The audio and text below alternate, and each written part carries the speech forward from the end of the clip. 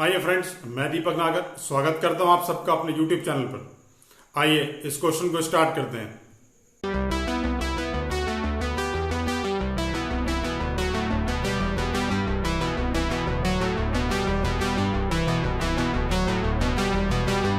Question number 37 देखते हैं।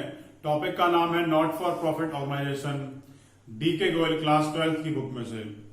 आइए क्वेश्चन में देखें। क्वेश्चन में हमें रिसिप्ट एंड पेमेंट दे रखा है और उसके नीचे कुछ एडजस्टमेंट्स दे रखी हैं। तो आइए सबसे पहले एडजस्टमेंट से ही क्वेश्चन को स्टार्ट करेंगे। द क्लब है 600 members, each paying annual subscription of 100।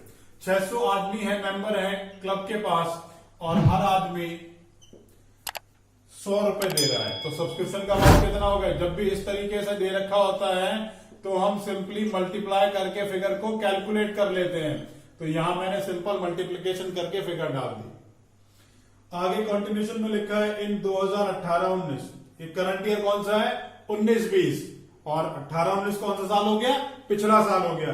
10 लोगों ने इस साल के लिए भी सब्सक्रिप्शन दे रखी थी। 10 members have paid their subscription for 2019 and 20। इसका मतलब क्या हुआ? इसका मतलब है सब्सक्रिप्शन रिसीव्ड इन एडवांस। तो आइए, यहां तो कोई एडजस्टमेंट करनी नहीं है। जब भी इस तरह की मल्टीप्लाई करके फिगर डालते हैं तो हम और कोई एडजस्टमेंट यहां नहीं करते हैं। आइए ओपनिंग बैलेंस शीट में लिखता हूं सब्सक्रिप्शन रिसीव्ड इन एडवांस।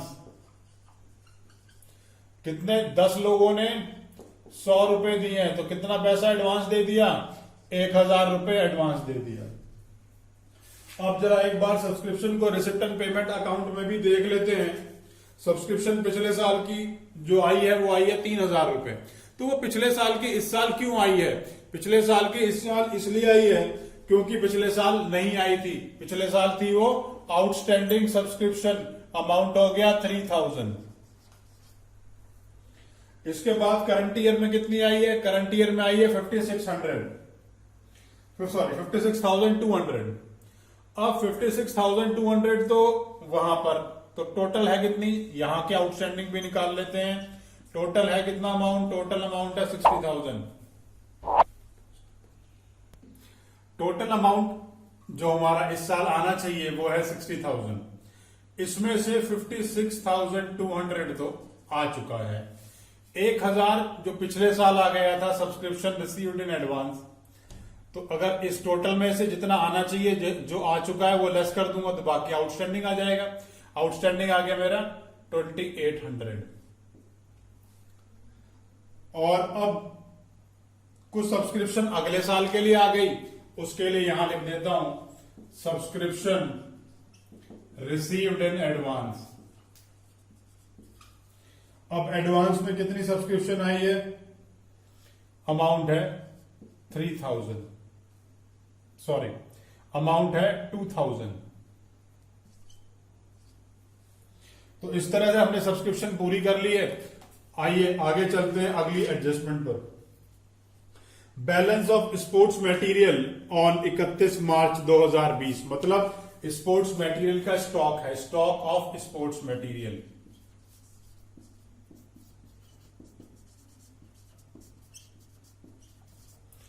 $3600। अब जरा देखें कि इस साल हमारे पास स्टार्टिंग में हमने कितने की परचेज करी थी स्पोर्ट्स मटेरियल की। पेमेंट साइड में देखें तो टू स्पोर्ट्स मटेरियल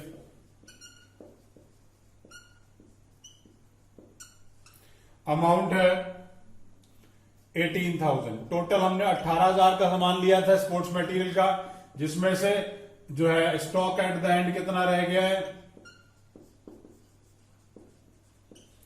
3600 बच गए। तो हमने इस साल में कितने का खर्चा कर लिया?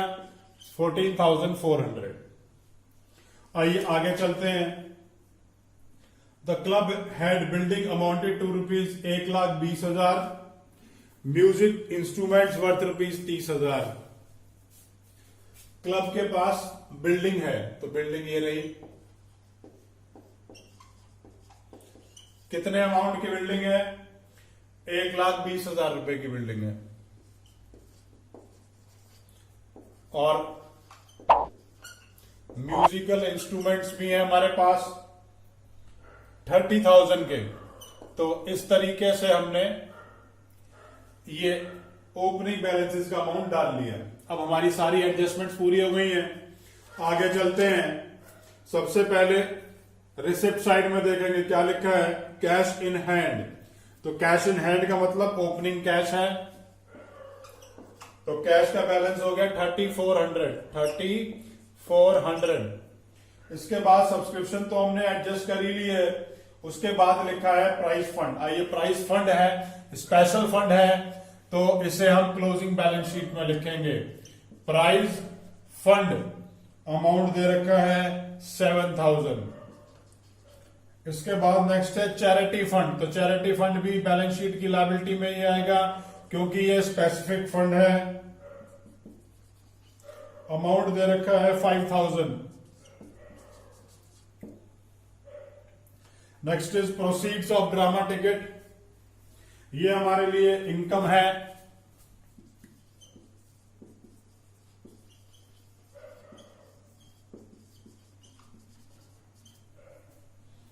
$16,000।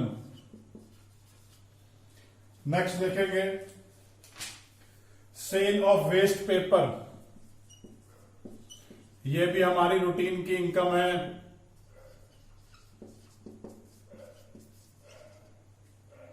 अमाउंट हो गया 400। उसके बाद लिखा है एंडोमेंट फंड, यहां डाल दिया, ये मेरी कैपिटल रिसिप्ट है।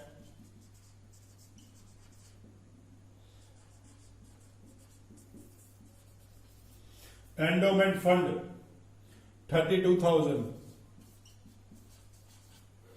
इसके बाद है लीगेसी, ये भी मेरा कैपिटल रिसिप्ट होता है। अमाउंट है 20,000। इस तरह से सारी रिसिप्ट्स पूरी हो गई हैं। अब देखते हैं पेमेंट साइड। सबसे पहले लिखा है बैंक ओवरड्राफ्ट और इसकी ओपनिंग की डेट दे रखी है, तो ये मैंने लायबिलिटी साइड में लिख दिया बैंक ओवरड्राफ्ट। अमाउंट है 8,800। उसके बाद है सैलरीज। सैलरी मेरा खर्चा है, आइए उसको खर्चों में लिख देते हैं। 2 सैलरीज। अमाउंट है 13,100। उसके बाद ड्रामा एक्सपेंसेस, अमाउंट है 6,000। उसके बाद है स्पोर्ट्स मटेरियल, हम ले चुके हैं। उसके बाद है प्राइस डिस्ट्रीब्यूटेड। तो जहां हमने फंड बनाया था प्राइस फंड के नाम से, वहीं पर चलते हैं और इसमें से लेस कर देते हैं प्राइस डिस्ट्रीब्यूटेड।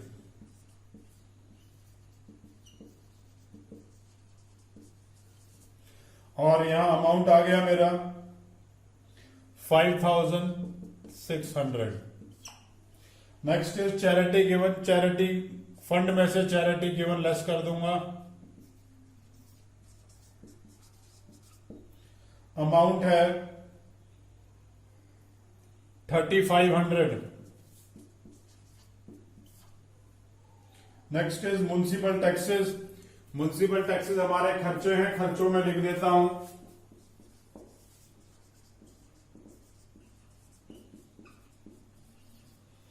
म्युनिसिपल टैक्सेस है 1,600। Next is upkeep of land.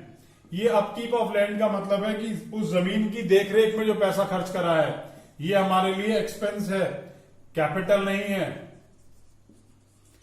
Capital expenditure नहीं है। जमीन नहीं ली, जमीन की देखरेख पे जो खर्चा करा है वो है ये।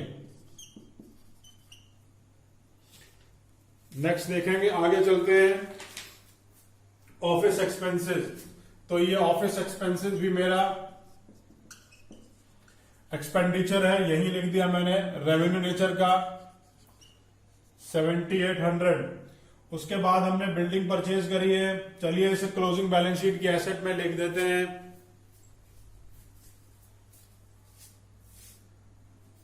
बिल्डिंग अमाउंट है 60,000। उसके बाद बैलेंसेस हैं एक कैश का बैलेंस है, दूसरा बैंक का बैलेंस है। 5000 और उसके बाद कैश एट बैंक का बैलेंस है 12600। इस तरीके से मैंने लगभग सारी की सारी एडजस्टमेंट डाल दी हैं। अब हम इसका टोटल करते हैं।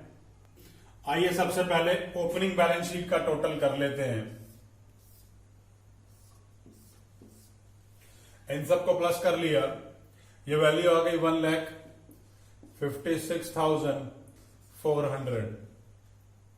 क्योंकि यही टोटल बड़ा आएगा तो मैंने दोनों तरफ लिख दिया 1,56,400। अब इन दोनों फिगर्स को इसमें से लेस करा और यहां जो फिगर आ गई उसको बोला कैपिटल फंड। और कैपिटल फंड की वैल्यू है मेरी 1,46,600। इस कैपिटल फंड को मैं क्लोजिंग बैलेंस शीट में भी लिख दूंगा। Capital fund 1,46,600। यहां तक का मैंने काम कर लिया। आइए इनकम और एक्सपेंडिचर की तरफ चलते हैं और इसका भी टोटल जो है वो कर लेते हैं। इनका टोटल किया तो यह आ गया 76,400। और क्योंकि यही टोटल बड़ा है तो मैंने ये दोनों तरफ लिख दिया। यहां से यहां तक का जो टोटल आ रहा है वो है मेरा 45,900 और इस टोटलिंग में से इसे लेस करा 76,400।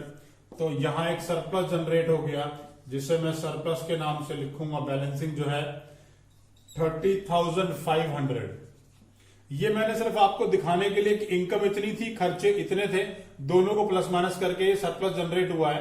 बाकी आप नहीं भी लिखेंगे तो भी कोई दिक्कत नहीं है, सिर्फ आपको अच्छे से एक्सप्लेन करने के लिए मैंने ये कैलकुलेशन यहां लिखी है। आइए सरप्लस को इस कैपिटल फंड में प्लस कर लेते हैं।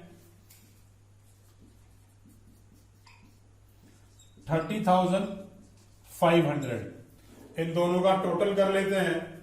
टोटल आ गया 1,77,100। अब इस साइड का टोटल कर लेते हैं। इन दोनों के प्लस माइनस भी आउटर कॉलम में ले आता हूं, इसको भी प्लस माइनस करके आउटर कॉलम में ले लिया। टोटल आ रहा है मेरा 2,34,000। 2,34,000। अब एसेट की तरफ चलेंगे, जरा एक बार ओपनिंग एसेट की तरफ देखते हैं। भाई ये बिल्डिंग जो थी ये मैंने नीचे नहीं ली अब तक और म्यूजिकल इंस्ट्रूमेंट भी नहीं लिए, क्योंकि ना तो ये हमने इस साल बेचे हैं, अगर बेचे हैं नहीं तो क्लोजिंग में भी आएंगे। यहां बिल्डिंग की वैल्यू थी, उसी में मैंने इस बिल्डिंग की वैल्यू को प्लस करके ये वैल्यू मैंने 1,20,000 जो ऊपर लिखी थी प्लस 60,000 जो इस साल परचेज करी है, तो टोटल वैल्यू हो गई मेरी 1,80,000। इसी तरीके से मैंने म्यूजिकल इंस्ट्रूमेंट्स भी लिख दिए हैं 30,000 रुपीज के, और इनको मैंने सबको टोटल कर लेता हूं। ये वैल्यू आ गई 2,34,000। और फाइनली इसी तरीके से हमें ये क्वेश्चन जो है वहां पर करके प्रेजेंट करना है। अगर आपको क्वेश्चन में कोई भी डाउट आता है तो प्लीज कमेंट बॉक्स में मेरे को कमेंट कर सकते हैं। अगर वीडियो अच्छी लगी तो लाइक जरूर कीजिएगा, और अगर अब तक चैनल सब्सक्राइब नहीं किया है तो चैनल भी जरूर सब्सक्राइब कीजिए। डिस्क्रिप्शन बॉक्स में और भी मैंने आपके लिए बहुत कुछ छोड़ा है, उसे भी जरूर देखें।